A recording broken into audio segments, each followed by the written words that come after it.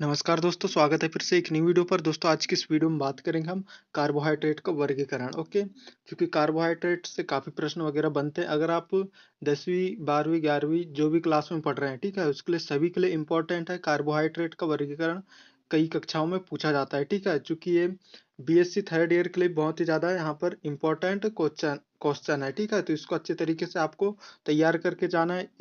इस वीडियो में हम आपको बताएंगे क्या कार्बोहाइड्रेट का वर्गीकरण और इनके प्रकारों को भी आपको समझाएंगे, ताकि आपके पेपर पे आए कि मोनोसेकेराइड या डाइसेकेराइड कोई भी सेकेराइड आ जाए, ठीक है, उसके बारे में टिप्पणी लिखने कई बार पूछ लेता है, ठीक है। मोनोसेकेराइड में टिप्पणी लिखिए या डाइसेकेराइड लिंगोसेकेराइड में टिप्पणी लिखने को पूछ लेता है, ठीक है, अक्सर में। तो इन सभी के जो है हम डिटेल से इस वीडियो में बताने वाले हैं, तो वीडियो को कंप्लीट देखिएगा, ठीक है। और साथ में इसके जो है महत्व क्या क्या है, ठीक है, महत्व भी इस वीडियो में आपको बताने वाले हैं, ठीक है। और फ्रेंड, इसका जो पीडीएफ है आपको जो है टेलीग्राम चैनल पे मिल जाएगा। टेलीग्राम का लिंक जो है इसके डिस्क्रिप्शन पे आपको मिल जाएगा, आप प्लीज़ ज्वाइन कर लीजिएगा, ठीक है।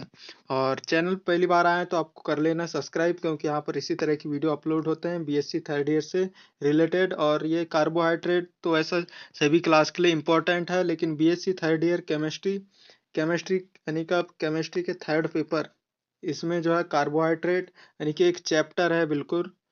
तो उसके बारे में हम कंप्लीट डिटेल से इस वीडियो में आपको बताने वाले हैं कार्बोहाइड्रेट का वर्गीकरण के बारे में। तो चलिए वीडियो स्टार्ट करते हैं, आप अंत तक बने रहें और दोस्तों को शेयर भी कर दीजिएगा, ठीक है।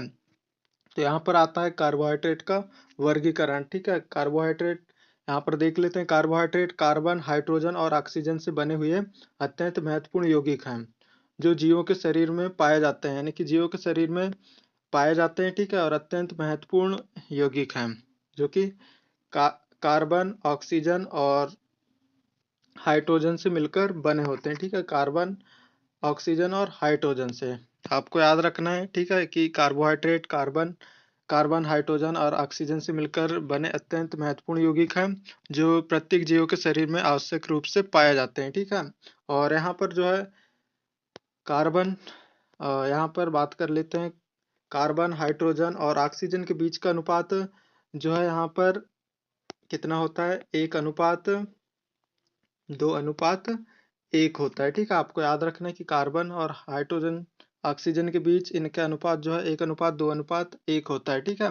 ये याद रखना है कार्बोहाइड्रेट के बारे में, ठीक है। तो ये थी यानी कि कार्बोहाइड्रेट के बारे में। इसकी अब मेन परिभाषा के बारे में बात कर लेते हैं। तो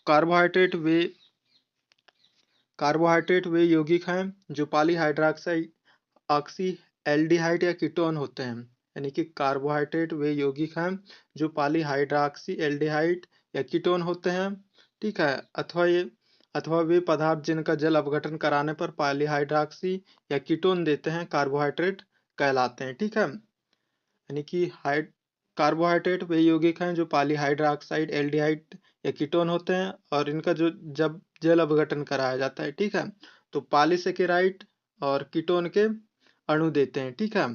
तो ये थी यानी कि कार्बोहाइड्रेट की परिभाषा, जिसे हम कार्बोहाइड्रेट कहते हैं, ठीक है। अच्छे तरीके से आपको पढ़ लेना है, और पीडीएफ के लिए आपको प्लीज वहां पर ज्वाइन करना पड़ेगा, ठीक है। उदाहरण की बात करें तो ग्लूकोज, फ्रक्टोज और सुक्रोज, स्टार्च, ये सभी कार्बोहाइड्रेट के प्रकार हैं, ठीक है। तो अब कार्बोहाइड्रेट के उदाहरण है, ठीक है। यहाँ पर कार्बोहाइड्रेट के प्रकार की बात करें तो कार्बोहाइड्रेट को जो है उनका आणविक संरचना और रासायनिक गुण के आधार पर जो है 3 भागों में बांटा गया है। पहला मोनोसेकेराइड, दूसरा आ जाता है यहाँ पर ऑलिगोसेकेराइड, यहाँ पर तीसरा है, ठीक है, पॉलीसेकेराइड।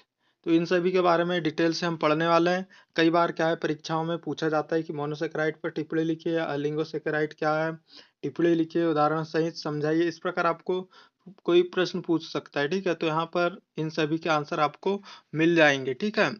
तो यहाँ देख लेते हैं सबसे पहले मोनोसेकेराइड, ठीक है। सबसे पहले सेकेराइड आ जाता है। ये सबसे सरल कार्बोहाइड्रेट है, जिनका जल अपघटन कराने पर 3 से 7, ठीक है, 3 से 7 कार्बन यानी कि कार्बन के अणु देते हैं, और इनका जल अपघटन नहीं होता, यानी कि ये सबसे सरल कार्बोहाइड्रेट हैं जो 3 से 7 कार्बन के बने होते हैं। 3 और 7 कार्बन के बने होते हैं। इनका जल अपघटन नहीं होता है तथा ये स्वाद में मीठे होते हैं, ठीक है? स्वाद में मीठे होते हैं और मोनोसैकेराइड के अणु आपस में मिलकर जो है ऑलिगोसैकेराइड और पॉलीसैकेराइड का निर्माण करते हैं। आपको अच्छी तरीके से याद कर लेना है। और उदाहरण की बात करें तो ग्लूकोज, फ्रक्टोज, मोनोटाइज यानी कि मोनोसैकेराइड के उदाहरण हैं। ठीक है, तो इस प्रकार ये मोनोसैकेराइड था और मोनोसैकेराइड के यहाँ पर इन्हें इन्हें भी जो है कई प्रकार से डिवाइड किया गया है जो आगे हम इस वीडियो पर देखने वाले हैं। ठीक है, तो ये थी कार्बोहाइड्रेट के जो है परिभाषा और मोनोसैकेराइड के बारे में। यानी कि आपको विशेषताएं वगैरह पूछ सकता है तो यहाँ पर आप पॉइंट में लिख सकते हैं कि ये सबसे सरल कार्बोहाइड्रेट हैं जो 3 से 7 कार्बन के बने होते हैं और इनका जल अपघटन नहीं होता। और दूसरा, स्वाद में मीठे होते हैं। तीसरा, मोनोसैकेराइड के अणु आपस में मिलकर ऑलिगोसैकेराइड और पॉलीसैकेराइड यानी कि बनाते हैं। ठीक है, उदाहरण भी आप दे सकते हैं, ग्लूकोज, फ्रक्टोज। ठीक है, तो ये थे मोनोसैकेराइड के बारे में थोड़ी जानकारी। अब अगला देख लेते हैं यहाँ पर मोनोसैकेराइड के इनके भी कुछ वर्गीकरण किया गया है। मोनोसैकेराइड को यहाँ पर ट्राइओज आता है। ठीक है, सबसे पहला ये कार्बन के सबसे छोटे होते हैं और इनमें केवल 3 कार्बन परमाणु होता है। ठीक है, यहाँ पर बात कर लेते हैं उदाहरण की, तो यहाँ पर ग्लिसरैल्डिहाइड और डाइहाइड्रॉक्सी एसीटोन।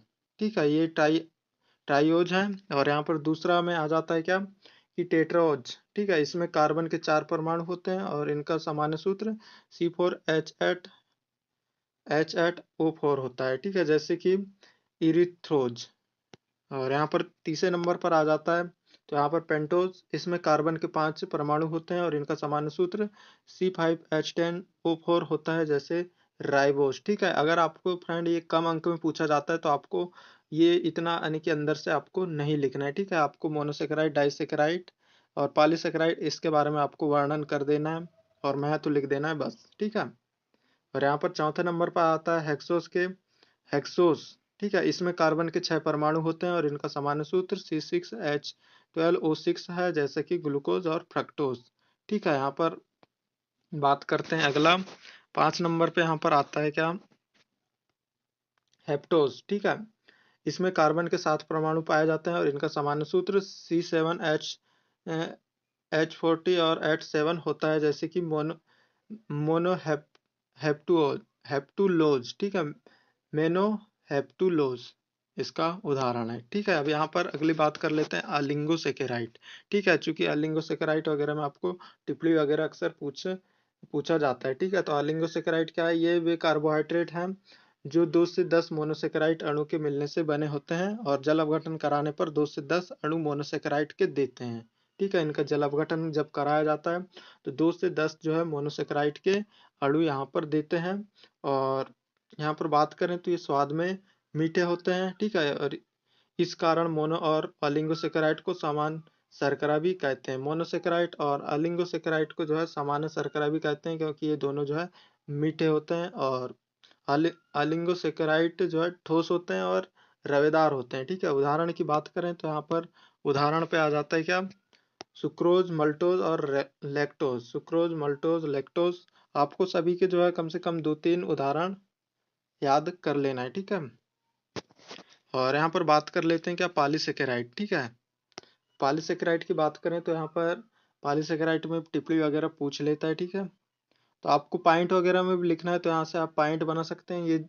ये जली कार्बो यानी कि ये जटिल कार्बोहाइड्रेट होते हैं। ठीक है, और जिसमें मोनोसेकेराइड के कई अणु होते हैं, जैसे कि लगभग 300 से 1000 अणु के संघनन से बनते हैं। ठीक है, जल अपघटन कराने पर मोनोसेकेराइड के अणु देते हैं, क्योंकि ये मोनोसेकेराइड के अणु से ही बनते हैं। ठीक है, और ये शर्करा नहीं होते यानी कि मीठे वगैरह नहीं होते और इनका अणुभार जो है बहुत ही ज्यादा होता है, उच्च होता है। ठीक है, और ये पानी में अविलय होते हैं। ठीक है, पानी में अविलय होते हैं और इनका सामान्य सूत्र की बात करें तो सामान्य सूत्र यहाँ पर है C6H10 और O5 है। ठीक है, C6H10O5 कोष्टक बंद यहाँ पर N या कोई भी संख्या आ सकती है। ठीक है, अब यहाँ पर उदाहरण की बात करें तो उदाहरण पे आ जाता है क्या, स्टार्च, सेलुलोज, काइटिन और सल्फेट। आपको कम से कम 1 या 2-3 उदाहरण आपको याद रहेंगे तो काम चल जाएगा।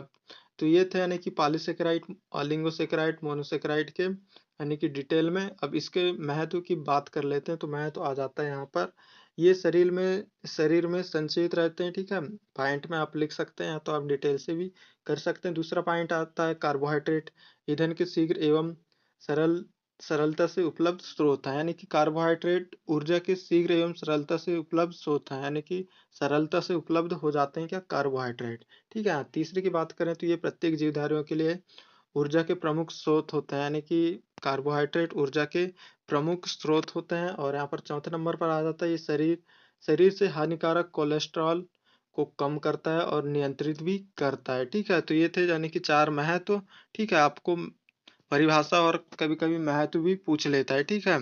तो ये था यानी कि वर्गीकरण, ठीक है।